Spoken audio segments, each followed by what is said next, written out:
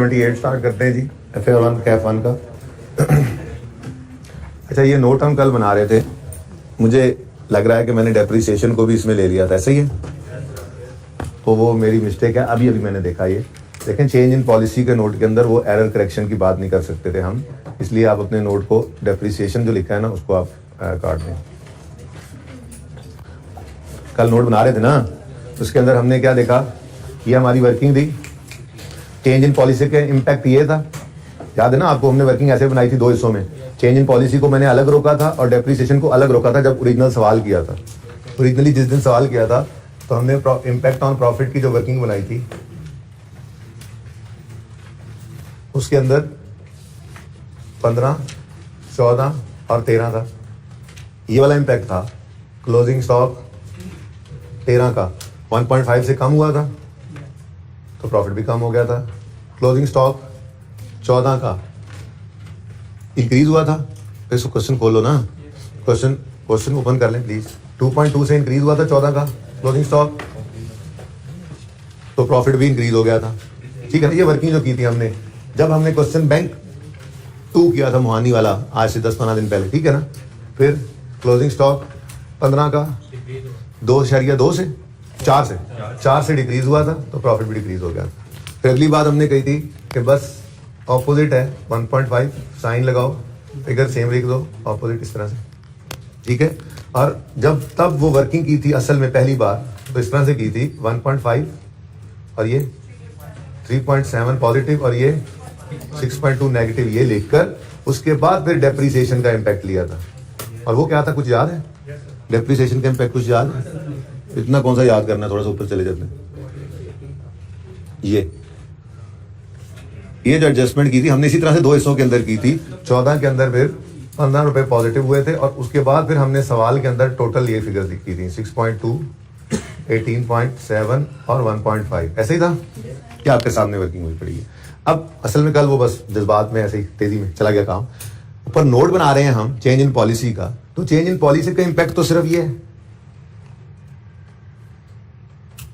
ये तो error correction हुई थी ना, जिसका इंपैक्ट ये पड़ा हुआ है। ठीक है ना, तो इसलिए जो डेप्रिसिएशन हमने कल के नोट के अंदर लिखा था वो डेप्रिसिएशन को आप रिमूव कर दें। ठीक है जी, ये नोट यहीं से देख लेते हैं। देखिएगा, चेंज इन पॉलिसी का नोट बन रहा है, ऊपर आपने हेडिंग्स वगैरह दे दी। Mohani manufacturing notes of finance statement for the year 31 December 15। Note कौन सा है जी? Change in accounting policy during the year. वही नजर आ रही है ये फाइल, यहाँ पे नजर आ रहा है, during the year company change policy. कल हम ये सवाल कर रहे थे। ठीक है ना, फ्रॉम 542F को इफेक्ट, उसके बाद हमने यहाँ पे आगे हमने तो आगे लाइन भी लिखी हुई है ना, वो लाइन भी आपने लिखी हुई है क्या, effect of change on relevant line items of financial statements is as follows. और फिर आइटम्स अफेक्टिंग एसओसीआई, उसके अंदर चेंज इन पॉलिसी है। ठीक है, एरर की बात नहीं करनी। चेंज पॉलिसी में तो सिर्फ हमने देखना था कि ये प्रॉफिट के ऊपर जो इम्पैक्ट पड़ रहा है, ठीक है, ये किसकी वजह से? क्लोजिंग स्टॉक की वजह से। लेकिन मैंने आपको कल एक बात बता दी थी कि दरअसल तो वही कहानी है क्या, क्लोजिंग स्टॉक और प्रॉफिट का रिलेशन क्या है? डायरेक्ट। क्लोजिंग स्टॉक बढ़े तो प्रॉफिट बढ़ता है और क्लोजिंग स्टॉक कम करें तो प्रॉफिट भी कम होता है। लेकिन असल कहानी क्या थी? असल कहानी ये थी कि क्लोजिंग स्टॉक जो है वो कॉस्ट ऑफ सेल में से माइनस होने वाली फिगर है। कल एग्जांपल बनाई थी ना, क्लोजिंग स्टॉक जो है वो कॉस्ट ऑफ सेल में से माइनस होने वाली चीज है। तो क्लोजिंग स्टॉक माइनस होने वाली चीज जब बढ़ती है तो कॉस्ट ऑफ सेल क्या हो जाती है? कम। तो दरअसल कहानी ये है कि एक एक्सपेंस है कॉस्ट ऑफ सेल, वो कम होता है जिस वजह से प्रॉफिट बढ़ जाता है।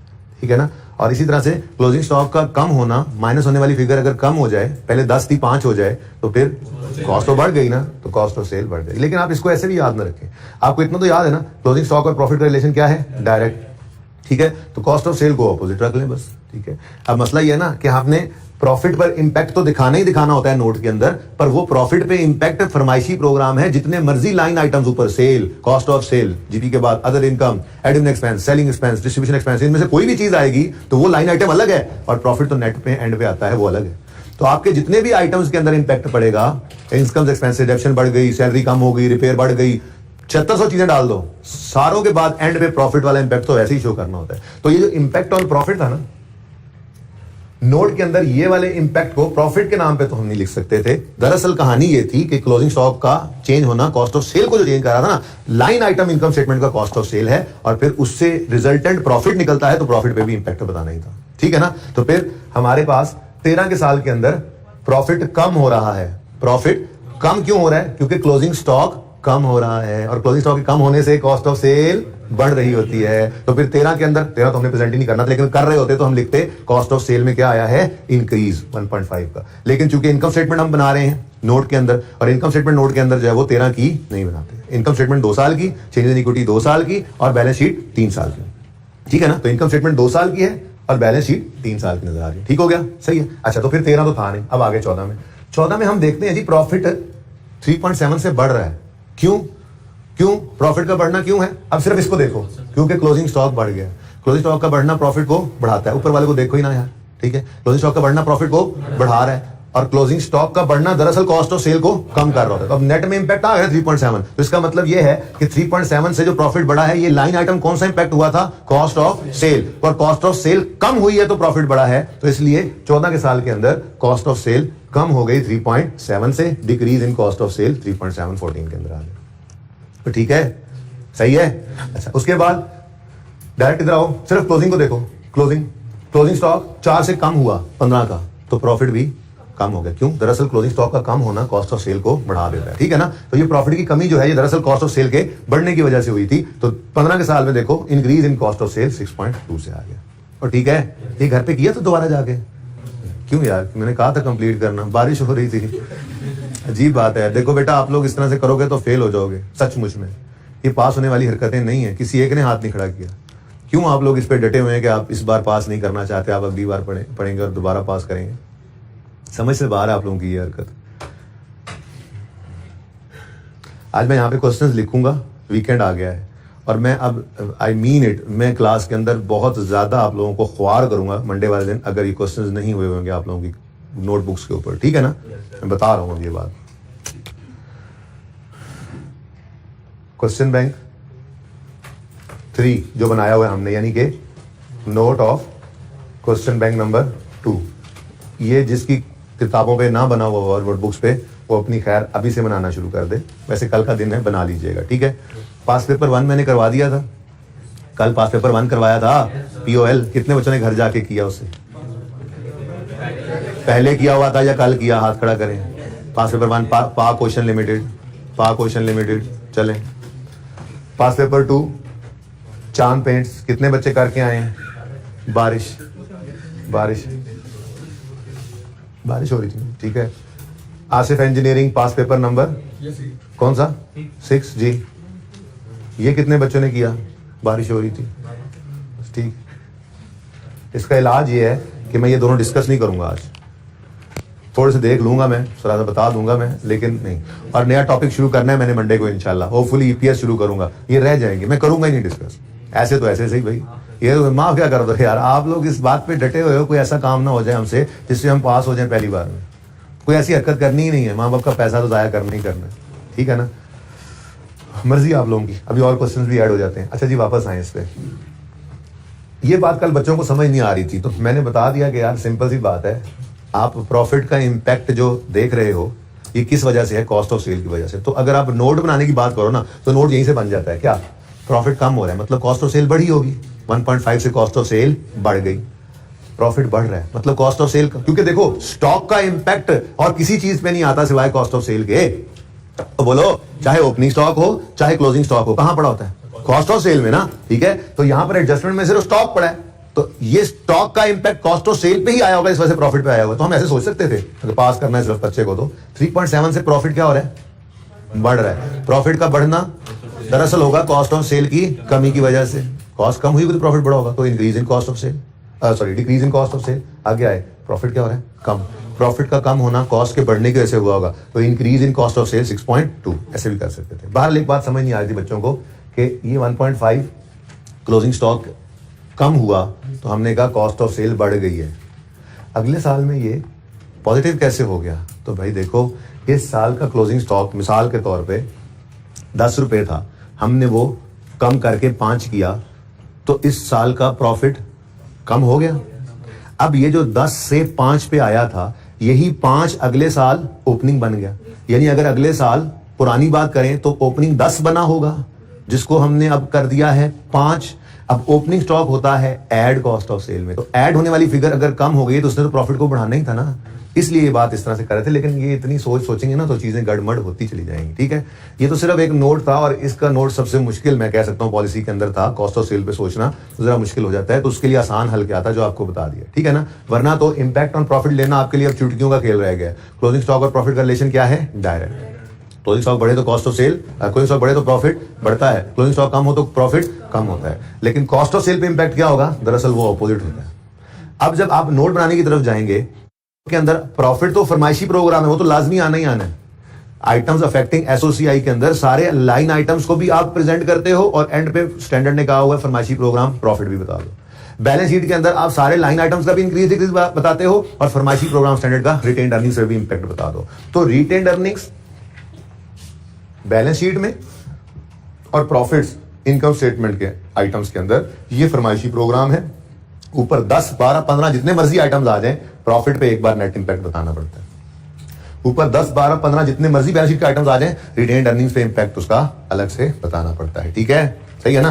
अच्छा, तो इसलिए इंक्रीज या डिक्रीज इन प्रॉफिट तो आपने वैसे ही बताना था। लाइन आइटम कौन सा हिट हो रहा है? क्लोजिंग स्टॉक की हरकत की वजह से कॉस्ट ऑफ सेल में चेंज आई थी। ठीक है ना, तो वो सिंपल तरीका आपको बता दिया।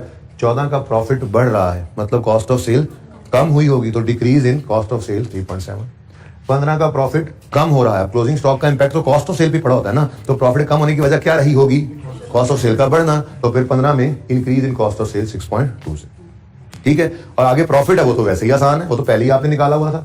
14 का प्रॉफिट 3. इधर मत देखो, इधर देख लो। कॉस्ट क्या हुई? कम, तो प्रॉफिट बढ़ गया। कॉस्ट क्या बढ़ी? तो प्रॉफिट कम हो गया। सिंपल। ठीक है, स्टॉक की बात करते हैं, ये कल कर लिया था, लेकिन चलो फिर 1 बाय 1 देख लेते हैं। क्लोजिंग स्टॉक ऑफ 13 1.5 से क्या हुआ? कम। 13 में क्लोजिंग स्टॉक 1.5 से कम हुआ, सिर्फ इसी को देखें।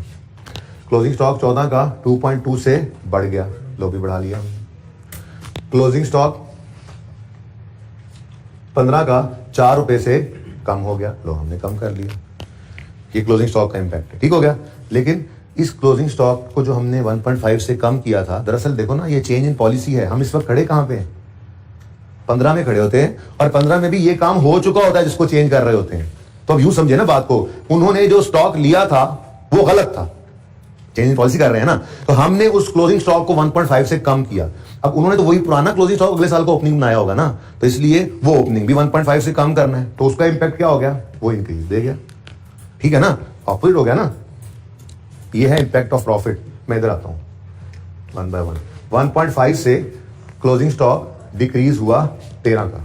ठीक है, ओके। अभी 14 को नहीं देख, उसको ओपनिंग को नहीं देखते। 14 के अंदर क्लोजिंग स्टॉक 2.2 से बढ़ गया, इंक्रीज इन स्टॉक 14, क्वेश्चन से मिल गया।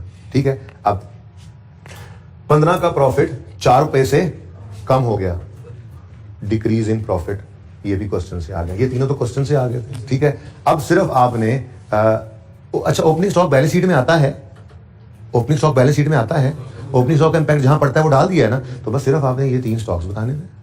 कहां से मिल गया हमें? क्वेश्चन से। देखो ना, बैलेंस शीट के अंदर आपके करंट एसेट्स के अंदर मैं लिख रहा हूं क्लोजिंग स्टॉक, लिखा भी नहीं होता पर बड़ा कौन सा होता है? Closing stock. यानी कि आप 15, 14, 13 की बात करें। ठीक है, तो क्वेश्चन ओपन करूं मैं, अगर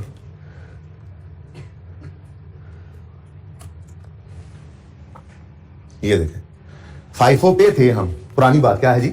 FIFO पे थे, जरा बताना। 37, 35 पॉइंट, नहीं, हमें पहले हम जिस पे थे वो बताओ, मैं गलत वाले पूछ रहा हूं। 37 पे थे, 42 पे थे और 58 पे थे। ठीक है ना, ये तो थी पुरानी बात। अब हम क्या बता रहे हैं अपने नोट में? हमने जो चीजें सही की, सही करने से क्या हुआ? ये 37 से कम होके 35.5 हो गया, 1.5 से कम हुआ कम, 1.5 से डिक्रीज। ओपनिंग, ये अगले साल ओपनिंग बनेगा, कॉस्ट ऑफ सेल पे इसका इंपैक्ट आएगा, बैलेंस शीट में तो कुछ नहीं आता। ठीक है, आगे बढ़े। 43 वाले को हमने चेंज करके कर दिया है जी 42 वाले को 44.5, कितने से? 2.2 से क्या हुआ? ये बढ़ गया, 2.2 से इंक्रीज इन स्टॉक, ये बढ़ गया। गलत, सही कर लिया हमने। अब ये अगले साल ओपनिंग बना होगा, कॉस्ट ऑफ सेल पे इंपैक्ट आ गया, बैलेंस शीट में क्या आता है? ठीक है, नेक्स्ट। ये जो उन्होंने पहले हमने स्टॉक रखा हुआ था पुरानी पॉलिसी हिसाब से 58 था, हमने जब चेंज किया तो ये कितने पे आ गया? 54.4 पे, तो ये 4 से क्या हो गया, कम हो गया। क्लोजिंग स्टॉक ऑफ 15 4 से कम हो गया, ओहो 4 से डिक्रीज इन स्टॉक। ये अब अगला साल ही कोई नहीं है, चलो जान छोड़ो, लेकिन बनता भी तो ओपनिंग बनता ना, कॉस्ट ऑफ सेल पे उसका असर आता, बैलेंस शीट पे सिर्फ यही चीज का इंपैक्ट पड़ा और तो कुछ नहीं है। हाँ, उसके बाद फरमाइशी प्रोग्राम है, फरमाइशी प्रोग्राम ठीक है, रिटेन्ड अर्निंग्स पे क्या इंपैक्ट पड़ता है, तो उसका तरीका आपको बताया हुआ है। आप क्या करोगे, asset equals capital plus liability से चेक कर लो। हाँ जी, 1.5 से क्लोजिंग स्टॉक क्या हुआ है, कम, यानी एसेट 1.5 से क्या हो गया, कम। लायबिलिटी तो सवाल में है नहीं, तो बराबर करोगे तो ये भी 1.5 से क्या हो रहा है जी, कम। तो रिटेन्ड अर्निंग्स में भी क्या आ गया जी, 1.5 से डिक्रीज। ऐसे ही बनाया था ना। अब वास्ता जो हुन कर लेना इस नोट ਨੂੰ, बना लेना अब इस नोट को। लेकिन अब मेरी सजेशन सुनो, संडे आ गया ठीक है ना, और आपका और मेरा एक मुआहदा तय पाया था कि अब से जो टॉपिक्स चल रहे हैं ये ऐसे तैयार होंगे कि जो अगले दिन आपसे टेस्ट ले आईकैप आके तो आप उसमें पास हो जाओ, ठीक है ना। तो अब आपके सामने, चलो मैं IAS 1 को नहीं कहता कि बीच में है, वैसे ही IAS 1 इसमें ना शामिल हो जाता है। IAS 8 और IAS 7 के लिए ये संडे है, ठीक है ना। अब अपने घर पे करना क्या है, आपने इस क्वेश्चन के करने से पहले क्वेश्चन बैंक नंबर 2 दोबारा करना है, ठीक है जी। मोहानी मैन्युफैक्चरिंग करना है बगैर सोल्यूशन वगैरह देखे, फुल फ्लेज। जो मार्क्स हैं, मार्क्स देखो इसके सवाल में, इसके मार्क्स नहीं है तो मैं लगाता हूं, इसके मार्क्स लगा लेते हैं जी। इसमें क्या बनाना था, सिर्फ ये देखो ना, सिर्फ रिटेन्ड अर्निंग कॉलम है ना, ये देखो, ये देखो, ठीक है जी। इतना कुछ सवाल है, इसके लिए मैं आपको 12 नंबर लगा देता हूं। इसके कितने नंबर है जी, 12। 20 मिनट में आपने ये सवाल, 20 मिनट में तो कर ही लोगे ना, ठीक है। 12 नंबर का ये सवाल होगा, ये फॉर 12 मार्क्स होगा, ठीक है जी। और फिर नोट के 4 मार्क्स होंगे, यानी टोटल ये 16 मार्क्स का आपका टेस्ट है। घर पे आपने 25 मिनट का टाइमर लगा लेना है, मैक्सिमम 25 मिनट में आपने ये सवाल विद बनते 29 है ना, सवाल भी तो कराया हुआ है, सारा कुछ तो बताया हुआ है। 4 मिनट तुम छड़ भी दो, फिर 25 मिनट के अंदर ये सवाल आपने करना है, ठीक है ना, क्योंकि क्वेश्चन सारा डिस्कस्ड है। तो 25 मिनट्स इस सवाल पे आपने लगाने हैं, ओके, ठीक हो गया। चलो अब आते हैं चांद पेंट्स पे। चांद पेंट्स भी अब ऐसा ही है, डिस्कशन के बाद आपको इजी लगेगा। बस इसमें 2 चीजों का फर्क है, पास पेपर 1 और 2 में थोड़ा सा डिफरेंस है, सिर्फ वो बताऊंगा, बाकी कोई मसला नहीं, ठीक है ना। कोई बात नहीं बेटा, आ जाएगी समझ।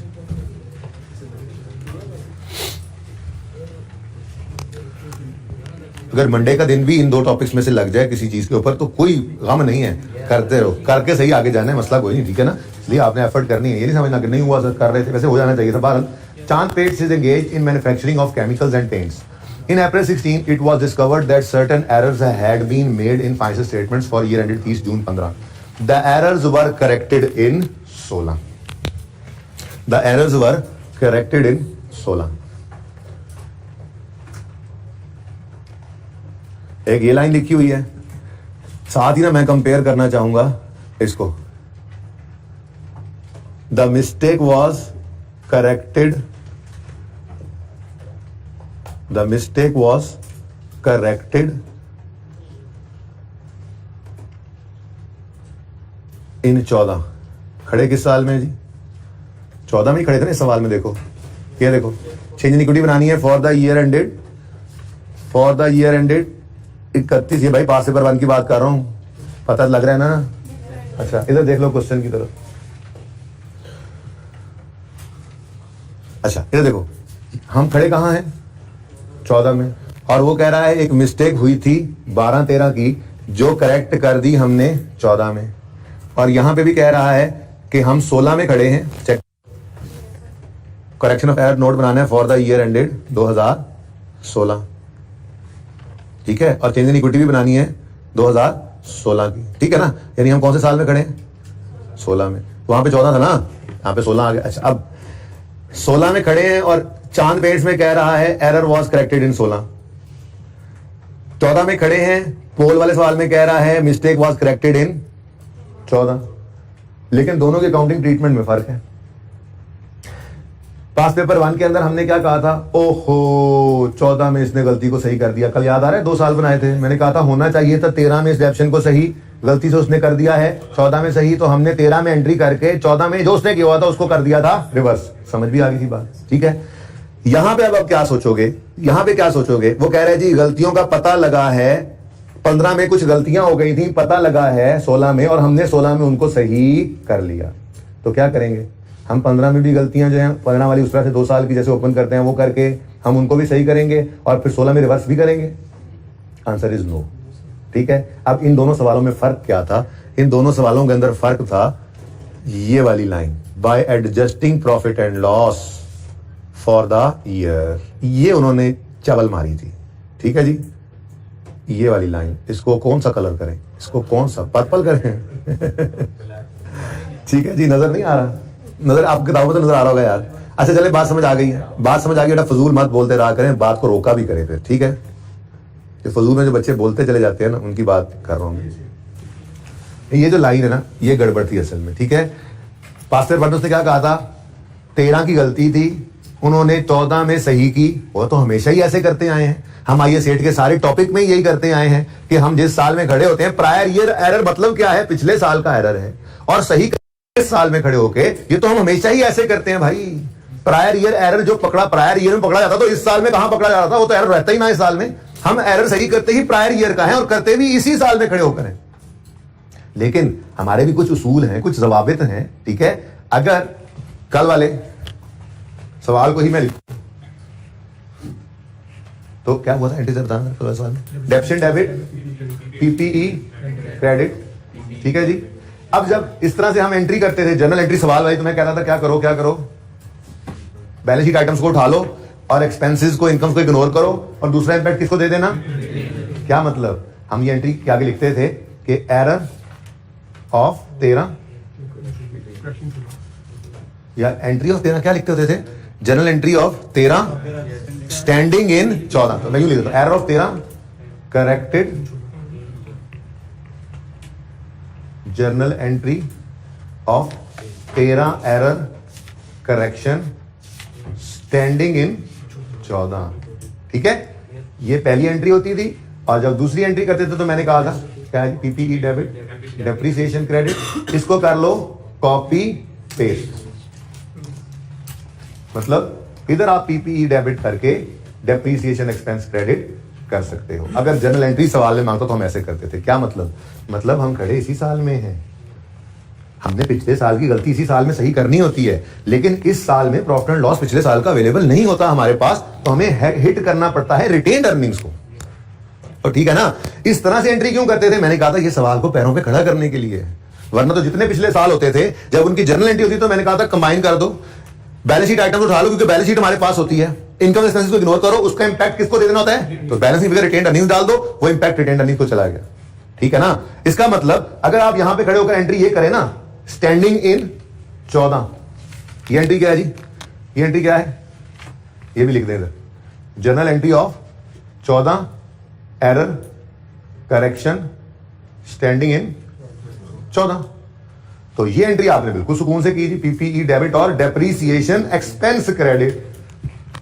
ठीक है, तो स्टैंडिंग इन 14 का एरर तो एक्सपेंस इनकम में डाल सकते हो, लेकिन स्टैंडिंग इन 13 का एरर एक्सपेंस में नहीं डाल सकते, प्रॉफिट एंड लॉस में ये हिट नहीं कर सकते। हमारे भी कुछ उसूल हैं, तो हम हमेशा ही यही करते आए हैं, इस 14 में खड़े होकर 13 की गलती पकड़ी जाए तो उसे 14 में खड़े होकर सही करते हैं, लेकिन 14 के प्रॉफिट एंड लॉस में इनकम एक्सपेंसेस नहीं डाल सकते, रिटेन्ड अर्निंग्स को हिट करते हैं। बात समझे हो? वो तो अलग बात है कि सवाल के अंदर रिटेन्ड अर्निंग्स बनानी ही 2 साल की थी, तो पिछले साल के प्रॉफिट भी सामने नजर आ रहे थे, वहां पे हिट कर दिया। तो ठीक है ना, लेकिन उनको कल मैं रीस्टेटेड लिखना भूल गया था, माजरत सवाल के अंदर दूसरी क्लास में मुझे याद आ गया था। ठीक है, अपना सोल्यूशन ओपन करो ना, मैंने पास पेपर 1 जो करवाया था, इसमें पास पेपर 1 मैंने करवाया था, ओपन करो। इसके अंदर शेयर इक्विटी है, यकम जनवरी 13 पे जो ओपनिंग आ रहा है, उसके बाद जो पहला प्रॉफिट आया 52 माइनस 151 हुआ था ना, इस 51 के आगे रीस्टेटेड लिखो। फिर नीचे क्लोजिंग 31 नंबर 13 का जो आया है वो भी रीस्टेटेड हो गया। ठीक है, हाँ 14 वाले को नहीं करना था, बात समझे हो? 13 ओपनिंग को भी नहीं, मैक्सिमम 3 बार रीस्टेटेड आता, भूल तो नहीं गया ये सेट? स्टेटमेंट इक्विटी के अंदर मैक्सिमम 3 बार रीस्टेटेड आता था। ठीक है ना, एक अगर इससे भी पीछे गलती होती और हम ओपनिंग के नीचे लाइन डाल के कहते प्रायर ईयर एडजस्टमेंट, तो फिर हम ओपनिंग को भी रीस्टेटेड करते, लेकिन यहां पर prior year error, prior year की एडजस्टमेंट नहीं थी। हाँ 13 के साल का प्रॉफिट जो है वो चेंज हुआ, उसके आगे रीस्टेटेड लिखा आपने। फिर 13 की क्लोजिंग रिटेन्ड अर्निंग्स भी चेंज हुई, उसके आगे भी रीस्टेटेड लिख दिया आपने। 14 तो हमारा साल होता था, उसको रीस्टेटेड नहीं लिखते थे। ठीक है ना, याद आ रही है बातें? अच्छा, तो ये मैं कहना चाह रहा था आपको कि पास पेपर 1 में क्या है, पास पेपर 1 में उसने ये गलती क्या की है कि उसने 14 की गलती को 13 की गलती को 14 में सही किया, लेकिन मसला ये है bye adjusting the profit and loss account, profit loss income expense जाते हैं, मतलब उसने ये एंट्री यहां पर कर दी डेबिट एक्सपेंस क्रेडिट, ये नहीं करनी थी असल में, ठीक है ना। तो ये इसलिए हमने इसको क्या किया, रिवर्स कर दिया। बात समझ आई कुछ? चलो, ये तो था पास पेपर 1 जिसमें मुझे अगले साल में रिवर्सल करना पड़ा, लेकिन ये वाहिद यही सवाल था, वरना हम हमेशा ही ऐसे करते आए हैं, पिछले साल की गलती इस साल में खड़े होकर ही सही करते आए हैं, ठीक है। और सवाल चूंकि खामोश होता है तो इसका मतलब जो हमारे उसूल हैं उन्हीं के मुताबिक ही सही करते आए हैं, ठीक है ना। हमने पिछले साल की गलती को इस साल में सही किया है, इस साल के प्रॉफिट एंड लॉस को हिट नहीं किया, हमने रिटेन अर्निंग्स को ही हिट किया होगा। बहरहाल ये दोनों में फर्क पहले तो पता लग जाए ना, उसके बाद सवाल की तरफ जाते हैं, ठीक है भाई। यहां पे क्या लिखा हुआ है, एरर्स वर करेक्टेड इन 16, 15 के एरर पकड़े गए, सही किए 16 में, तो करने भी पकड़े तो 16 में गए, तो सही भी 16 में करने थे, लेकिन उसने ऐसी कोई बात नहीं लिखी हुई bye adjusting current year profit and loss कि हम उसको रिवर्स करने बैठ जाए इस साल के प्रॉफिट्स में से। ओके, ये दोनों में फर्क समझ आया है? नहीं समझ आएगा ना तो मंडे को फिर समझाऊंगा, टेंशन नहीं लेनी है आपने, सवाल करना है आपने, ठीक है। चलो अब सवाल करते हैं नंबर 2, दोनों में फर्क पहले ही बता दिया मैंने। चांद paints is engaged in manufacturing of chemicals and paints. In April 16 it was discovered that certain errors have been made in final statements for the year 15 जो कि ऑडिटेड थी और सरताज के पास पहुंच चुकी हुई हैं। The errors were corrected in 16, the details are as follows। कहता है जी ऑडिटेड फाइनेंशियल स्टेटमेंट्स में ये फिगर्स गई थी और आफ्टर करेक्शन ये फिगर्स हैं, ठीक है। आफ्टर करेक्शन ये फिगर्स हैं, मतलब ये समझ लो ओरिजिनल है, ठीक है, और ये वाली क्या थी, रॉन्ग, ठीक है ना। अब हमने रॉन्ग से ओरिजिनल की तरफ जाना होता है, ये ओरिजिनल होंगी ना। वो कह रहा है जी एरर करेक्शन के बाद ये फिगर्स बनती हैं, ठीक है। तो sale tax commission and discounts के अंदर क्या आ रहा है जी, इंक्रीज, यहीं पे बना लो, इंक्रीज या डिक्रीज।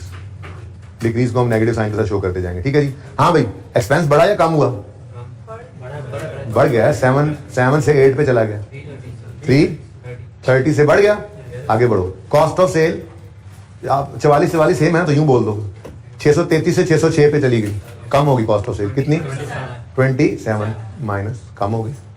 ये ऐसे ही ना आप अपने घर पे जब सवाल करोगे, अभी नहीं, अभी सिर्फ देख लो, घर पे जब सवाल करोगे ना तो बुक के ऊपर ही आपने इंक्रीज डिक्रीज का कॉलम आगे डाल लेना है, ताकि बाद में आसानी हो, पर्चे के अंदर नोट मांगा हो तो नोट में भी इंक्रीज डिक्रीज बताना होता है, 1 मिनट में बता दो, ठीक है ना, सही। अच्छा जी, next selling and distribution expense 2.4 से 2.6 पे चला गया, बढ़ गया 194 से पॉजिटिव। फिर एडमिन एक्सपेंसेस 2.1 से 2.2 ये भी बढ़ गए 105 से, ठीक है।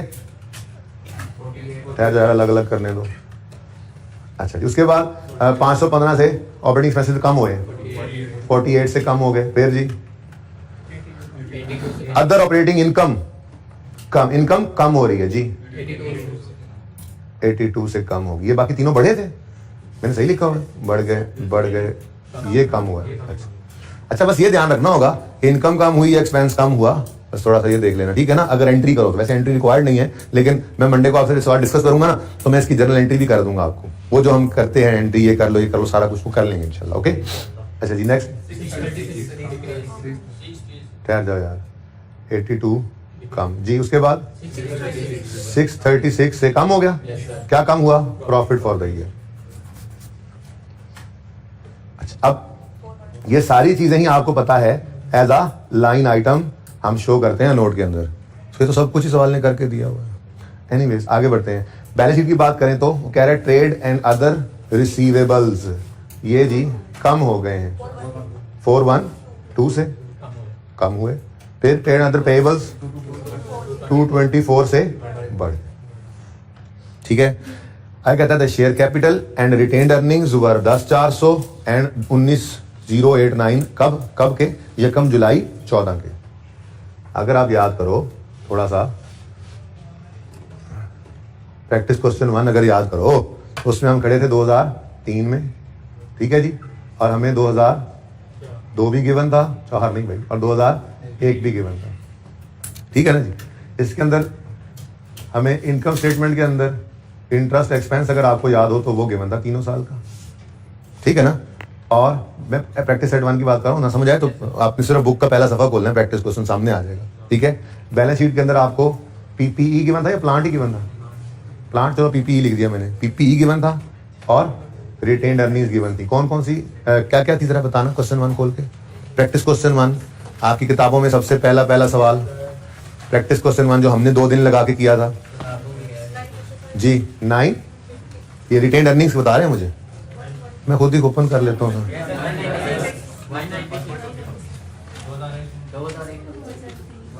रहने दो यार, बस रहने दो भाई, रहने दो।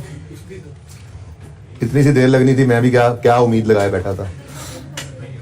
प्रॉफिट एंड लॉस में इंटरेस्ट भी आया, हमें प्रॉफिट दिया हुआ था, ठीक है। इनकम स्टेटमेंट में हमें डायरेक्ट क्या दिया हुआ था जी, प्रॉफिट, ठीक हो गया। और उसके बाद रिटेन अर्निंग्स ये पूछ रहा था कि इस सवाल में जाना ना पड़े कि 955, 500 और 120। और हमने इन रिटेन अर्निंग्स में से सिर्फ, हम खड़े कहां पे थे, 2003 में, और हमने रिटेन अर्निंग्स उठाई थी ये जो यकम जनवरी 31 दिसंबर 2 या यकम जनवरी 31 दिसंबर 1 या यकम जनवरी 2 की ओपनिंग बनती थी, ठीक है ना।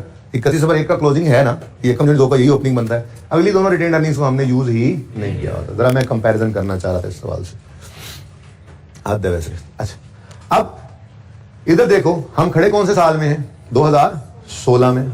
16 में खड़े हैं ना, 16 ऐसे समझे थे, 16, ठीक है, 16 में खड़े हुए हैं। और 15 होगा और ये 31 दिसंबर 14 होगा, मैं इस हिसाब से बना रहा हूं इसको, ठीक है। हम खड़े हैं इस वक्त 2016 में, 2015, 2014, नहीं छोड़ रहा जान पास प्रैक्टिस सेट 1 कहीं पे भी हमारी, ठीक है ना, इसलिए 2 दिन लगाए थे उस पर।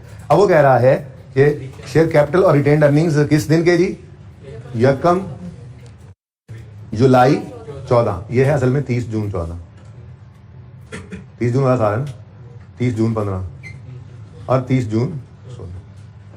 अब जो साल यकम जुलाई 13 को शुरू हुआ वो 30 जून 14 में खत्म हुआ, और इसका क्लोजिंग हमारे पास अवेलेबल है रिटेन्ड अर्निंग्स, कितना बता दो जरा, 19089, ये गिवन है सवाल में।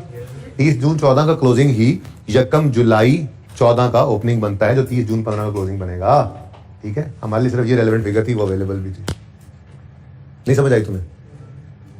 हाँ, ये समझ, सवाल कर रही नहीं हो आजकल, तुम पढ़ ही नहीं रहे हो वैसे, बाय द वे, ठीक है भाई। 30 जून 14 का क्लोजिंग यकम जुलाई 14 पे ओपनिंग बनेगा ना, 30 जून वाला साल है ना, जो साल यकम जुलाई 13 को शुरू होता है वो खैर से 30 जून 14 पर खत्म हो जाता है। उससे अगला साल फिर यकम जुलाई, ये भी बताना पड़ रहा है इनको, यकम जुलाई 14 को शुरू होता है जो 30 जून 15 पे खत्म होता है, एंड सो ऑन, ठीक है ना। तो ये जो 30 जून 14 का क्लोजिंग बैलेंस है, यही यकम जुलाई 14 का ओपनिंग बनेगा ना, जुलाई वाला साल है। तो यही सवाल कर उसने दिया हुआ था, शेयर कैपिटल भी दिया हुआ था और रिटेन्ड अर्निंग्स भी दी हुई थी, किस दिन की, यकम जुलाई 14 की। बताना ये चाह रहा था कि उसने रिक्वायरमेंट बी के अंदर चेंजेस इन इक्विटी मांगी हुई है।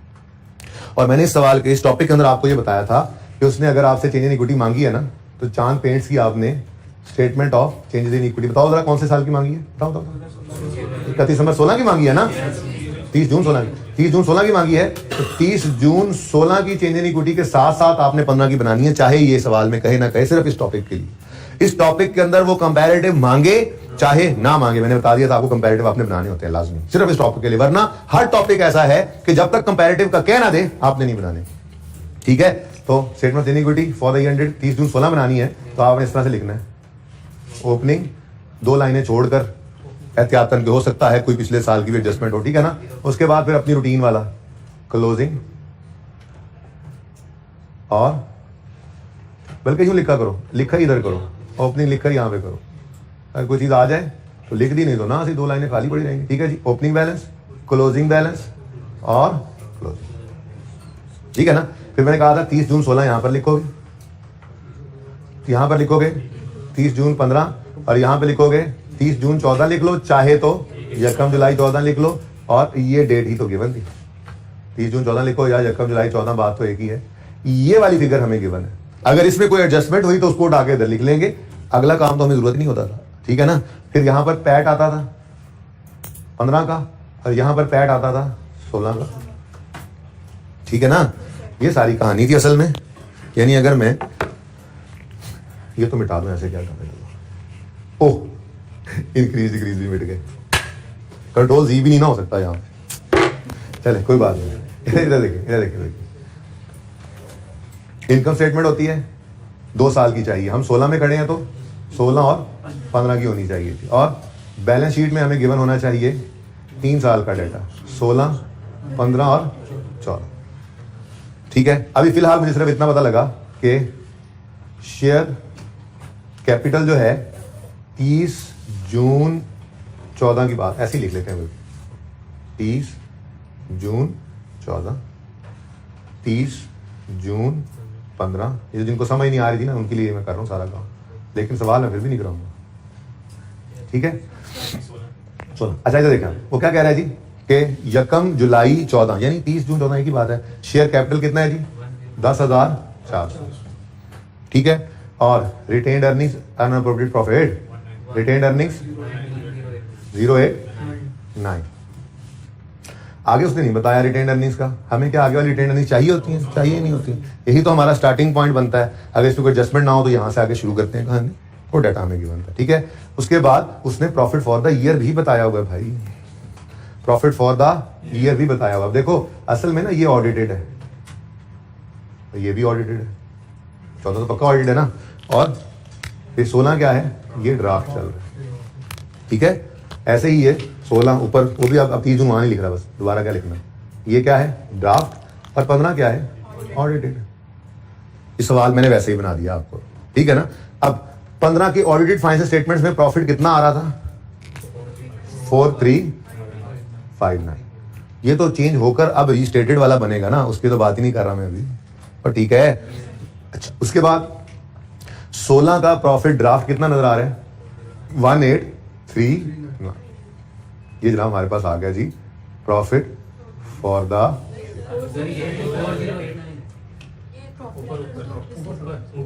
ये 4089, ठीक है जी। ये फिगर डाली थी, सॉरी ओके। करीब से ना बहुत कुछ ऐसे नजदीक आधी नजर आ रही होती है, आप बताते रहते हैं। ये भाई सवाल बन गया, हमें चाहिए ही सिर्फ यही चीजें होती थी, ये ओपनिंग मिल जाए इधर लिखेंगे, कोई एडजस्टमेंट नहीं है इसमें। एडजस्टमेंट तो यहाँ लिख देंगे, कोई मसला नहीं, पर फिलहाल अज्यूम करते हैं ओपनिंग यहाँ लिख देंगे। फिर 15 का प्रॉफिट चाहिए गलत वाला, यहाँ लिखेंगे। फिर 16 का प्रॉफिट चाहिए गलत वाला, सही या सही वाला जो भी है यहाँ लिख देंगे, हमारा सवाल खत्म, ठीक है ना। तो जितना डाटा चाहिए था उतना उसने दे दिया, हमें तो इसकी जरूरत होती भी नहीं थी, ठीक है ना। अच्छा अब अगर मैं स्टेटमेंट इक्विटी की बात करूं ना तो ऐसे बन जाए, बहरहाल आगे भी पढ़ लेते हैं। उसके बाद उसने कहा कि ऐसे कैसे आप सुकून से चल रहे हैं, डिविडेंड भी हैं, बरकत के लिए ना हमने डिविडेंड भी रखा हुआ है, ठीक है, ताकि आप थोड़ा सा परेशानी से तो गुजरे। कैश डिविडेंड है, ठीक है, 16 और 15 का। ये नहीं हमारा तरीका ही डिफरेंट है। हम अपना काम करते हैं, तरतीब वही रखते हैं। मैंने होमवर्क मिटा दिया है जी। 16 में खड़े हैं तो 2 साल बना रहे हैं, कौन कौन से 15 और 16। 15 में क्या आएगा जी फाइनल ऑफ 14, इंटरिम ऑफ 15। 16 में फाइनल ऑफ 15, इंटरिम ऑफ 16। 1 2 3 4 अपना तरीका है बस। अब वो क्या कह रहा है इंटरिम ऑफ 15, अपनी लिस्ट देखो, सोचना नहीं है। फिर इंटरिम ऑफ 15 आ रहा है, इंटरिम ऑफ 15 नंबर 2, ठीक है जी। फिर इधर इधर इधर interim of 16, yes this is number 4। फिर फाइनल ऑफ 15, यस नंबर 3, और फाइनल ऑफ 16। चलो शुक्र है कोई इग्नोर भी करना। अब स्टेटमेंट चनी गुटी बननी है 2 साल की, ठीक है ना। ये नंबर 2 ने आना है इधर, नंबर 3 और 4 ने आना है इधर। क्या है सवाल, ठीक है, कुछ भी तो नहीं है, ओके। तो ये सवाल अब आपने करना है। चेंज इन इक्विटी बनाना तो कोई मसला ही नहीं है। क्यों, चेंज इन इक्विटी कितने नंबर की है वैसे, मैं सवाल नहीं ला रहा, कितने नंबर की, और नोट कितने नंबर का, ठीक है। अब चेंज इन इक्विटी के अंदर क्या करना है आपने, देखो 15 के साल की गलती है, उससे पहले कोई बात कर ही नहीं रहा, इसका मतलब बी कॉन्फिडेंट, यहां पर लिखो 19 कितना था 089, यही है ना, लिख दिया आपने। गलत वाले प्रॉफिट उठाओ, सवाल से उठा लेते लेकिन मैंने यहां पे बना दिया आपके लिए, ठीक है। 15 का 4359, 16 का 4089, कम हो गया प्रॉफिट, चले गए जी। उसके बाद कुछ नहीं है बस, उसके बाद तो ये करेक्शन है। अब हर एक को प्लस माइनस करने की कोई जरूरत ही नहीं है। 15 का जो प्रॉफिट था 4359 गलत था ना, उसको जब सही किया, क्यों गलत था, देखो ये प्रॉफिट कैसे निकला होगा, ये सारी इनकम्स एक्सपेंसेस नेट करके, ठीक है ना, बोलो ये सारे इनकम्स एक्सपेंसेस नेट करके प्रॉफिट ये आया होगा ना, ठीक है। और इन सारे इनकम एक्सपेंसेस में गलतियां थी, वो गलतियां सही करके हमने सही प्रॉफिट ये निकाल लिया। तो तो मैं तो ये कह रहा हूं कि करेक्टेड प्रॉफिट है, देखो करेक्टेड प्रॉफिट है तो आप एज इट इज 3723 निकाल कर लिख दो ना, तब भी बिल्कुल ठीक है। लेकिन आप जिद करो नहीं नहीं हमने तो एडजस्टमेंट्स दिखानी है, तो फिर बहुत भी एडजस्टमेंट दिखानी है ना, बहुत ज्यादा भी फर्क दिखाना है, तो इंक्रीज या डिक्रीज वाला जो प्रॉफिट का इम्पैक्ट है ना, सिर्फ वो दिखा दो यार। तकलीफ है आपको, आप चाह रहे हो ना कि हम जैसे सवाल करते थे बिल्कुल वैसे ही ये सवाल भी करें। हमने गलत प्रॉफिट उठाया है 15 का, उसे सही करना है, तो बताओ भाई 636 से डिक्रीज हो गया आपका प्रॉफिट, ठीक है ना। अब यहां पे आप माइनस कर दो 636, ठीक है, तो आंसर आ गया 3723। आप जिद पे अड़ गए नहीं हमें तो एक एक का फर्क बताना है, क्योंकि इनकम एक्सपेंसेस आप अलग अलग से पोस्ट करना आपको आदत थी ना, तो फिर सारे डिफरेंसेस निकालो। अच्छा ये दोबारा निकालने पड़ेंगे भाई, मैं गलती से मिटा गया, जरा जल्दी से आप लोगों ने कैलकुलेट करके लिख ही लिए होंगे कहीं ना कहीं जी। ये क्या जी 3 क्या था, अच्छा फिर 4727, अच्छा क्लियरली बोले, पहले मैंने मिटा दिया एक बार जी। 194 भी सही से बोलना था ना, 190 ये क्या होता है, पॉजिटिव नेगेटिव 105 पॉजिटिव, फिर 48 नेगेटिव 82, ठीक है जी, नेगेटिव है ओके। और ये आ गया जी हमारा प्रॉफिट 636। आप देखो इनका सबका नेट करके देख लो, यही आएगा, जरा नेट कर तो लो जरा वैसे।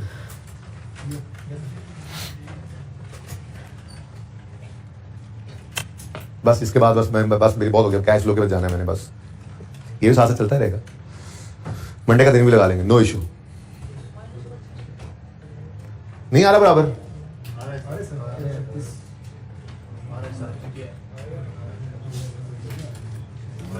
थोड़ा ध्यान से देखना पड़ेगा। अब इधर देखो, मैं बताता हूं, इधर देखो भाई, देखो प्लीज, इनकम बढ़ी है, इनकम के बढ़ने से प्रॉफिट नहीं है, इनकम ये सेल्स टैक्स है, कमीशंस हैं, डिस्काउंट्स हैं, ये एक्सपेंसेस हैं भाई, ठीक है। तो एक्सपेंसेस बढ़ने से प्रॉफिट हो जाएगा कम। असल में प्रॉफिट का इंपैक्ट ऐसे नजर आएगा, बात समझे हो। तो एक्सपेंस बढ़ने से प्रॉफिट क्या हो गया, कम। अच्छा अब मैं वो काम करने लगा हूं जो आपने पर्चे में नहीं करना, 4359 है गलत प्रॉफिट, पर्चे में ये नहीं करना प्लीज, ठीक है।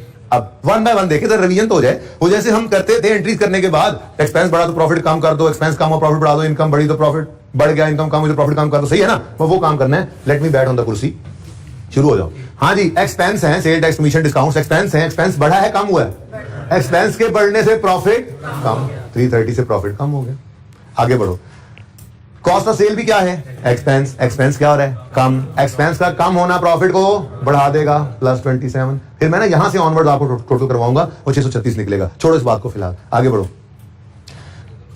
क्या है जी, selling and distribution expense, expense बढ़ रहा है, एक्सपेंस के बढ़ने से प्रॉफिट 194। फिर जी एडमिन एक्सपेंस है 105 से बढ़ रहा है, तो प्रॉफिट 105 से कम हो गया। नेक्स्ट क्या है जी, ऑपरेटिंग चार्जेस, ये भी एक्सपेंस है, 48 से कम हुआ, एक्सपेंस के कम होने से प्रॉफिट बढ़ जाएगा। फिर जी 82 से इनकम कम हो रही है, कम हो रही है ना इनकम, इनकम का कम होना प्रॉफिट को कम करेगा, 82। नेक्स्ट बस।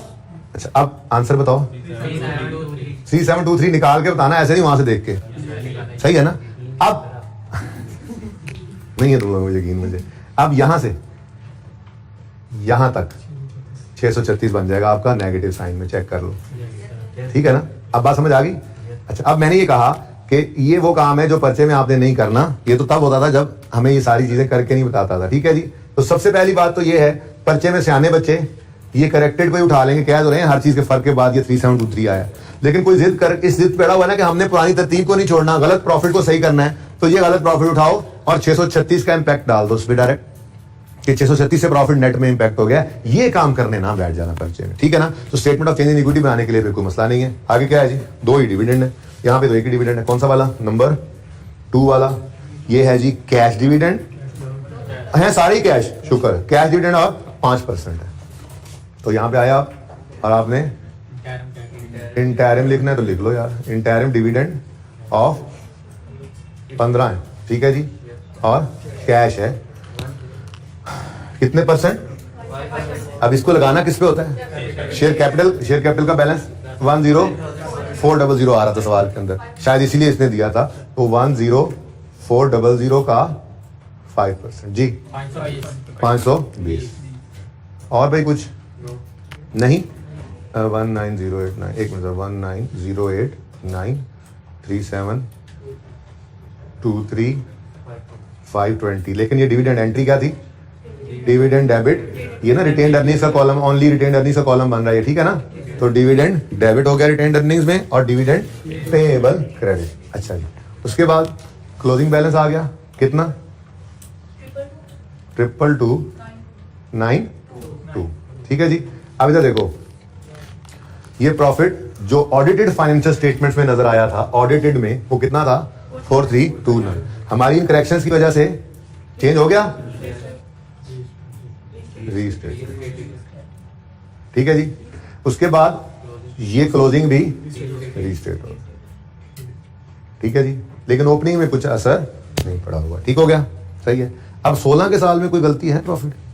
ये गलती कंफ्यूज करती है आपको पिछले सवाल से जो मैंने इतनी देर पहले बहस की ना। हाँ, क्या कहते? अच्छा करना तो था 636 प्रॉफिट 15 के में माइनस, उन्होंने 16 के वाले में माइनस कर दिया तो रिवर्स करो।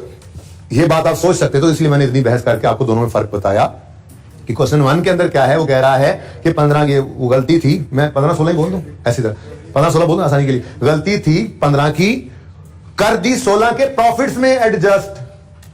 तो हम कहते ओहो 15 के प्रॉफिट्स को सही करो और 16 में जो गलती सही कर बैठे उसको रिवर्स करो। ये बात ऐसी होती, लेकिन इस सवाल में ऐसी कोई बात नहीं कर रहा। वो कह रहा था एरर्स वर करेक्टेड इन 16। अभी कोई बात ऐसी नहीं लिखी हुई bye adjusting profit and loss account of 16, इसलिए ऐसी कोई असम्पशन आपको लेने की जरूरत नहीं है। 15 की गलती तो हमेशा 16 में ही सही करते आए हैं भाई, इसीलिए तो नोट बना रहे हैं, करेक्शन ऑफ एरर का नोट बना रहे हैं, बता रहे हैं उनको, रीसेटेड लिख रहे हैं। क्यों? क्योंकि 15 गुजर चुका था हाथों से, यूजर के पास पड़ा हुआ है, तो उसकी गलती को 16 में ही बैठ के सही कर रहे हैं, तभी तो change in correction of error का नोट बना के उसको बता रहे हैं और रीस्टेटेड वगैरह लिख रहे हैं, तो करते ही 16 में है। हाँ, गलती तब होती कि ये 636 का माइनस होना यहां पे कर देते, ये हम नहीं कर सकते, ये हम नहीं कर सकते। क्लियर है ये बात भाई? सही है। तो इसका मतलब ये भाई साहब तो एज इट इज उठ के इधर आ गए, ठीक है जी। भाई आप क्लोज हो जाओ। अब यहां पे 2 डिविडेंड्स हैं, ठीक है जी, 2 हैं, दोनों ही कैश हैं। पहले है 5%, सॉरी 10, ये 10%, दोनों ही 10%, सुभान अल्लाह। और शेयर कैपिटल भी नहीं बदला, आसान सवाल था, ठीक है। तो एक फाइनल है, लिख तो देना कम से कम, नंबर अच्छे खासे है ना। 10% इंटरम में 10% फाइनल है, तो पहले फाइनल, क्योंकि फाइनल ऑफ 15 है और इंटरम ऑफ 16 है, तो पहले final of 15, final dividend of 15 cash ही है। और अल्हम्दुलिल्लाह शेयर कैपिटल चेंज कोई नहीं हुआ। हाँ, यहाँ बोनस इशू हो जाता ना, तो फिर यहाँ पे इशू हो जाता है, यहाँ बोनस इशू होता तो यहाँ पे इशू हो जाता। क्या मतलब? आपको कैपिटल बढ़ाना पड़ना था। बहरहाल अभी कुछ नहीं हुआ। 10,400 का 10% जी, 1040 retained earning debit, dividend payable credit. उसके बाद उसी जगह दे दो यार, इंटरिम डिविडेंड ऑफ, यार वैसे मैंने सवाल करा दिया था, नोट तो नहीं बनवाया, नोट तो नहीं ना बनवाया जी, लेकिन आपको तो चेक करना है मैंने रजिस्टर्स पे। 10,400 ही अगेन और 10% ही है 1040,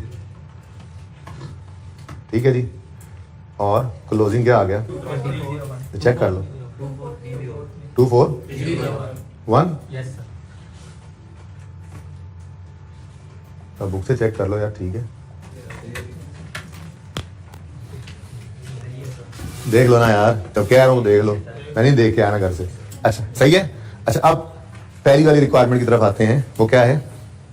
नोट। टाइम भी कम होता जा रहा है, कैश फ्लो। नोट बनाना है एरर करेक्शन का। कौन सा जी? एरर करेक्शन का। ये बना रहे सवाल हमारा, यहाँ पे कर लेते हैं, ये तो समझाने के लिए था ना। मुझे लग रहा है बातों बातों में मैंने सवाल करवा ही देना है। चलो सिर्फ बेस बनाता हूँ इसकी, ठीक है ना। आपने क्या लिखना है जी? Chand paints notes to the financial statements for the year ended. अच्छा, अब आप लिखोगे सबसे पहले हेडिंग क्या है जी? Correction of error note. Prior year error ही होता है, लिख दो ना लिखो, ठीक है ना, लिख दो ज़्यादा बेहतर है। बहरहाल नोट प्रायर ईयर का होता है, इसलिए तो मैंने कहा था कि करंट ईयर को ही रिमूव कर देना है। बहरहाल आपने अंग्रेजियाँ लिखनी है, ठीक है। फॉलोइंग एरर्स वर फाउंड है जी, और इंग्लिश लिखोगे आप। उसके बाद the effect of correction on relevant line items of financial statements is as follows. Items affecting SOCI, और इतनी लंबी लिस्ट होगी आज, क्यों? 2 3 4 5 6, 7वां तो फरमाइशी प्रोग्राम है, वो बाद में करना है। तो 6 आइटम्स आपके, इंक्रीज इन फलां, डिक्रीज इन फलां, इंक्रीज इन फलां, डिक्रीज इन फलां, ठीक है ना। ओके, और उसके बाद आइटम्स अफेक्टिंग SOFT, ठीक है जी। इसके अंदर 2 आइटम्स होंगे और तीसरा फरमाइशी प्रोग्राम रिटेन अर्निंग्स का, ठीक है जी। अच्छा, बात असल में बताना क्या चाह रहा था, 16 15 और यहाँ पे 16 15 और 14, सही है? नहीं सर, 16 को एरर करेक्शन नोट में प्रेजेंट नहीं करते, नहीं, आपने पर्चे में लिख के नहीं काटना, सिर्फ आपको याद करवाने के लिए, ठीक है ना। ओके, सही है। तो अब रह क्या गया 15, तो 15 के इम्पैक्ट्स आपके सामने हैं, आमिर भाई आपके भी सामने हैं, 15 के इम्पैक्ट्स आपके सामने हैं। इंक्रीज डिक्रीज ऑलरेडी लिखा हुआ सवाल के ऊपर ही, यहाँ पे लिखते चले जाओगे, ठीक है। बैलेंस शीट के आइटम्स भी मौजूद हैं। प्रॉफिट का इम्पैक्ट यहाँ पे कौन सोचे, वैसे अगर सोचना हो डायरेक्ट, तो ये जो काम किया था ना, ये काम ये सोच ही तो रहे थे आप, ठीक है ना, ज़बानी सोच रहे थे आप। देखो हालांकि पॉजिटिव है, हम क्या कह रहे थे, प्रॉफिट कम, प्रॉफिट ज्यादा, प्रॉफिट कम, प्रॉफिट कम, प्रॉफिट ज्यादा, प्रॉफिट कम, ठीक है, ये आप यहाँ पे डायरेक्ट सोच रहे थे, ठीक है ना। लेकिन अभी इस सवाल के अंदर आपको 636 से प्रॉफिट कम होता नजर आ रहा है ना, तो पर्चे में अगर सवाल में सहूलत मिल गई है तो वो यूज कर लेंगे, एंड पे सिर्फ उसको लिख देंगे, ठीक है। ओके, ट्राई करोगे ना अब इसको, बड़ी मेहरबानी, अगर अभी भी ट्राई ना करें आप तो फिर तो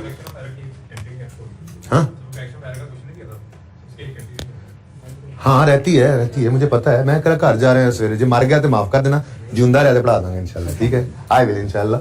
यार यहाँ होमवर्क लिखा था अच्छा वाला, question bank number 2 Mohani, question bank 3, इसका नोट, इन दोनों के टोटल मार्क्स कितने थे,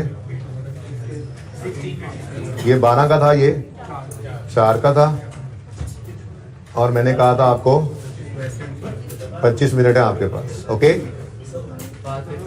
पास पेपर नंबर 2 चांद पेंट्स। अब इतनी तफसील से जब डिस्कस हो गया है तो इसके मार्क्स वैसे कितने हैं, 18 नंबर। तो ये पौना घंटा अब नहीं लगाना, इसको आपने 20 मिनट में करना है टाइमर लगा के, क्योंकि सारा कुछ तो डिस्कस हो गया, कुछ इसमें कुछ सोचने वाली बात तो रही नहीं है, ठीक है। सवाल ये 20 मिनट में होना चाहिए अब, ठीक है। उसके बाद है जनाब क्वेश्चन बैंक 6। अभी ये भी रहता है, पता है आपका, डिस्कस लग जाए कोई मसला नहीं है, ट्यूसडे लग जाए कोई मसला नहीं है, ठीक है ना। जितना मर्जी टाइम लग जाए भाई, जो पढ़ रहे हैं वो तो पढ़ के आगे जाना है ना, दौड़ थोड़ी लगानी है। कौन सी दौड़ लगी है, 3 तो टॉपिक रह गए हमारे, इंशाल्लाह हो जाएंगे स्कूल से। क्वेश्चन बैंक 6 आसिफ इंजीनियरिंग, इसके मार्क्स कितने हैं वैसे, आसिफ इंजीनियरिंग क्वेश्चन बैंक 6 ही है भाई, मैंने लिख दिया था, पास पेपर तो है ही 3। अच्छा चलो, आसिफ इंजीनियरिंग कितने मार्क्स का है, मैं बताता हूँ कितने मार्क्स का है, जरा सवाल ओपन कर दो मुझे, मैं ये नहीं छेड़ना चाह रहा। अच्छा चलो छोड़ो, 30 मिनट्स दे देना, क्योंकि मैंने डिस्कस नहीं किया हुआ, ठीक है। 30 मिनट्स दे देना इसके लिए। वैसे आप मार्क्स बता दो मुझे, हैं मार्क्स नहीं है,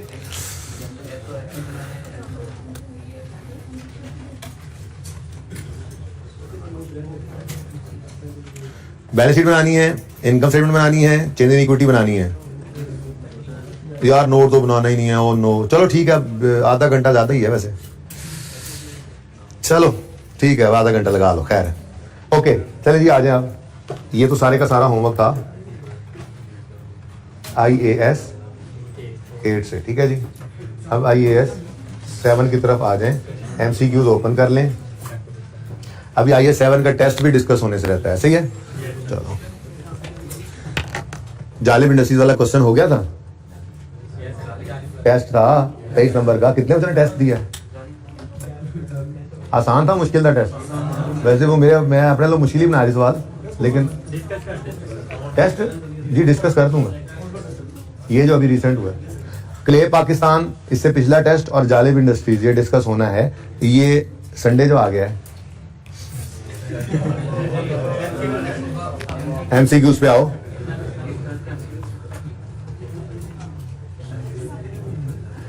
Faria limited is involve in business of furniture at 1 January 18, company issued share capital consisting, ये पेज नंबर है जी 623। असल में ना पास पेपर में तो अब हमने कुछ छोड़ा नहीं है कैश फ्लो के अंदर, तो ऐसे टेस्ट के अंदर ही अब ऐसी चीजें आ सकती हैं ना, ठीक है। तो पास पेपर सारे ही कर लिए थे, एक तो छोटे छोटे सवाल रहते हैं, जरूरत महसूस करूंगा तो उन्हें भी डिस्कस कर लूंगा। लेकिन अब IAS 8 में वापस चले गए थे, कैश फ्लो भूल तो नहीं गए, इतना घुमाऊंगा इन 2-3 टॉपिक्स में भी आपको कि ये सारे ही आपको याद हो जाएंगे कट्टे कट्टे, ठीक है ना। जैसे वो 5 का 5 इकट्ठा रहा था, जान ही नहीं छूट रही थी एंड तक सारों से, ऐसे ही कोशिश मेरी यही रहेगी कि correction of error IS1 IS8 IS7 ये कट्ठे कट्ठे घूमते फिरते रहें, ताकि आप लोगों को ये भी लगे कि बस ये एक ही था यार, एक ही था। ऐसे ना हो कि वो तो भूल गए तो नहीं क्या था। ऐसे सुने, यकम जनवरी 18 पे company issued share capital consisting of 50,000 rupee 1 share. ये जो लिखा होता है ऐसे 50,000 रुपी 1, 50,000 रुपी 1 ये है नंबर ऑफ शेयर्स। 50,000 क्या है जी, क्वांटिटी, और रुपी 1 जो है ये इसकी फेस वैल्यू है, ठीक है। तो लिख लो इसको इसी तरह से, 50,000 क्या है जी क्वांटिटी, और रुपी 1 जो लिखा हुआ ये फेस वैल्यू है। इस तरह से जब भी लिखा हो ना बात ऐसी होती है, ठीक है। क्या कह रहा है वो, ये शेयर कैपिटल इशू किया है कंसिस्टिंग ऑफ रुपीज 50,000 नहीं लिखा हुआ, consisting of 50,000 rupee 1 shares. 50,000 share issue किए हैं जिसकी रुपी 1 जिसकी फेस वैल्यू हर एक की कितनी है, 1 रुपया, ठीक है। आगे कहता है during year company has made a bonus issue of 1 for 5। अच्छा, सारी लंबी कहानी करके एंड पे क्या कहता है, what is the impact of bonus issue on cash flow of business. ऊपर वाली बात फिर ऐसे ही थी, वो बात फजूल में लिखी हुई थी। अगर रिक्वायरमेंट पढ़ो तो पहला पैरा तो वैसे ही था, एंड पे क्या लिख दिया उसने, 18 के दौरान ही उन्होंने क्या किया जी, बोनस इशू किया है। और यार क्या परेशान होके बैठ गए हो। अच्छा, कितने बच्चों ने ये अटेम्प्ट किए हैं MCQs। अच्छा, क्या परेशान होके बैठ गए हो, मुझे बताओ बोनस इशू की एंट्री क्या होती है, retained earnings debit, share capital credit. तो कितना कैश डेबिट हुआ, कितना कैश डेबिट हुआ, कितना कैश क्रेडिट हुआ। तो कैश फ्लो में तो कैश का आना कैश का जाना ही नजर आता है, तो कैश फ्लो में तो इसका कोई इंपैक्ट नहीं पड़ेगा। बात समझ रहे हो। हाँ, हम अपने लेजर बनाते हुए रिटेन्ड अर्निंग्स का लेजर डेबिट करके कैपिटल का लेजर क्रेडिट कर देंगे, ताकि कैश में कोई इंपैक्ट जाने भी ना पाए इनका। अगर वो एंट्री ना लिखे और शेयर कैपिटल के अकाउंट में बैलेंस वगैरह निकालें तो कैश तो ज्यादा आ जाएगा, मतलब कैश फ्लो में बोनस शेयर दे रहे हैं। नहीं, तो मतलब वैसे कैश फ्लो के ऊपर इसका कोई इंपैक्ट वो ये नहीं आ रहा। कैश फ्लो बनाने वाले सवाल के अंदर इसका क्या इंपैक्ट होगा, आपके लेजर में आएगा या नहीं आएगा, वो भाई आपसे पूछ रहा है क्या बोनस कैश फ्लो स्टेटमेंट में आते हैं नजर। Answer is no. Cash flow statement में तो कैश का आना कैश का जाना नजर आएगा। बोनस शेयर्स तो retained earnings debit, share capital credit entry करते हैं हम, इसमें तो ना कैश डेबिट हो रहा है ना कैश क्रेडिट हो रहा है। अब रिक्वायरमेंट्स इसके ऑप्शंस पढ़ते हैं। What is the impact of bonus on, जी इंपैक्ट ऑफ बोनस पूछ रहा है ऑन कैश फ्लोज। बिजनेस के कैश फ्लोज पे क्या इंपैक्ट होगा, decrease in cash flow from operating, no. Increase in cash flow from financing, हाँ ये लग रहा था increase in cash flow. Cash flow कोई नहीं आता, ओनर घर से पैसे नहीं लाते, वो सिर्फ मुंह बना के लाते हैं अपना, हम उनको मुफ्त में शेयर्स बांट के वापस भेज देते हैं, ठीक है ना। तो इसलिए कैश इनफ्लो नहीं है, बी भी नहीं है। C, no impact, yes this is the correct option. Increase in cash generated from operations, no no no. Question number 2 और सही है। नंबर 2 जल्दी कर जल्दी। A company has incurred a loss of, कितने MCQs, कितने बच्चों ने MCQs अटेम्प्ट किए हैं, कैसे रहे MCQs, आसान थे, वाह। लास्ट वाले जो मुश्किल है ना उधर जब। अच्छा यार, कितने बच्चों ने अटेम्प्ट किए हैं, सारे MCQs वाक करके सारे MCQs। मैं इन बच्चों को ये फेवर करता हूँ कि जिन क्वेश्चन में इनको मसला आया है मैं सिर्फ वो आंसर करता हूँ, बाकी फिर मैं देखूंगा मंडे को करने या नहीं करने। जी अच्छा बेटा बोलो, आप सबसे पहले आप बोलो कौन से सवाल में मसला है, जल्दी जल्दी, सिर्फ 2 से 4 मिनट रह गए, अब ये भी इलीगल टाइम चल रहा है, जल्दी करो। 8वां और 11वां, उससे पहले भाई किसी का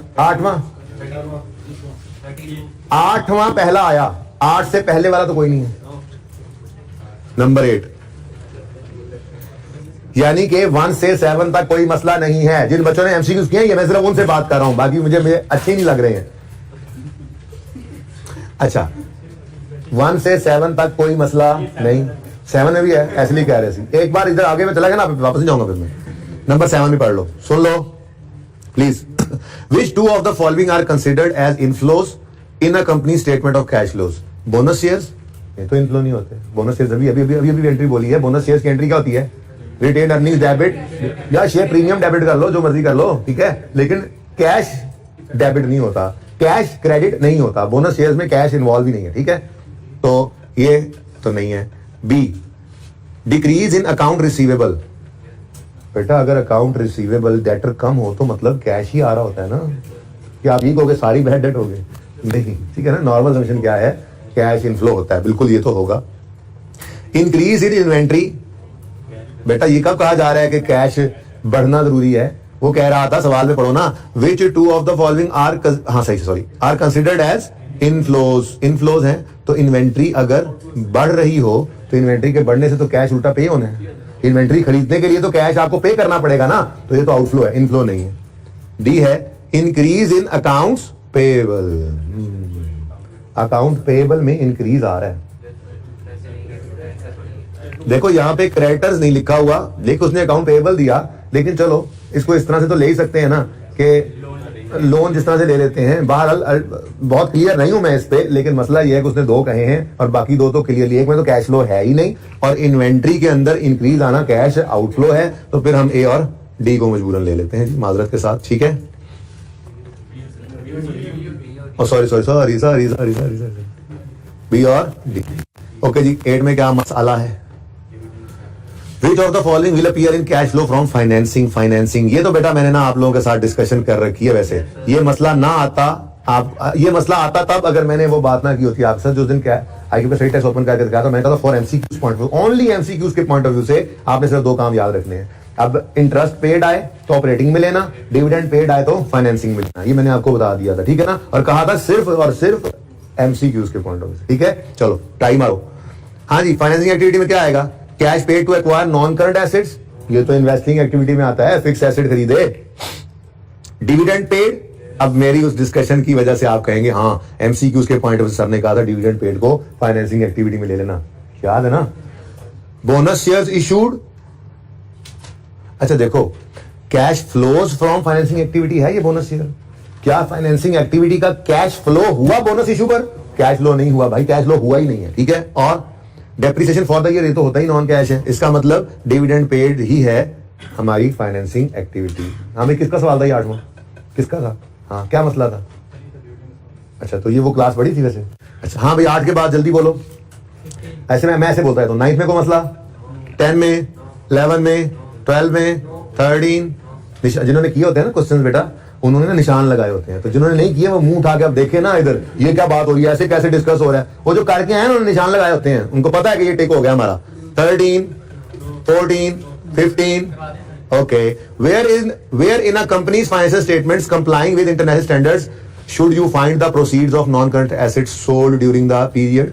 वो कहता है जी फाइनेंशियल स्टेटमेंट्स वो वाली जो इंटरनेशनल अकाउंटिंग स्टैंडर्ड्स को फॉलो कर रही हों, उनके अंदर sale proceeds of non current assets आपको कहां नजर आएंगी? तो आप में से कोई उठा और उसने कहा प्रॉफिट एंड लॉस में, अदर इनकम में, तो मैंने कान के नीचे एक दी उसके, मैंने कहा सेल प्रोसीड्स वहां नहीं जाती थी, वहां तो जाते थे गेन्स और लॉसेस, इसीलिए तो कैश फ्लो स्टेटमेंट बनाई थी। और sale proceeds from non current assets जो है वो आपकी इन्वेस्टिंग एक्टिविटी का कैश फ्लो, तो कान के नीचे।